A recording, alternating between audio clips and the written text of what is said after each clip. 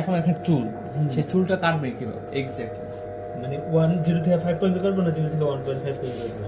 ধাপে ধাপে উঠবে। 0.5 না, এখন এখন তো আপনার ফিনিশিং করা আছে জিরো। এটা তো খুলে আর এটাকে খুলতে হবে, লাগাতে হবে কিভাবে দেখেন। এই যে প্রথমে এটা লাগাতে হবে আগে, লাগানোর পরে পিছন থেকে প্রেস করবো, আবার এখান থেকে প্রেস করে খুলবো, লাগিয়ে যাবো। ঠিক আছে, তাহলে এই বললাম প্রেস করবো। ওকে, এখন আমি বলছি যে ভাইয়া জিরো, তাহলে জিরো এখান থেকে, এই যে জিরো এটা লাগাবেন না উপর থেকে। এই যে এটা শিখেছি। আবার এটা 0.5, এটাই করেন, বন্ধ করেন, বন্ধ করেন। এখন প্রথম হচ্ছে 0। হ্যাঁ,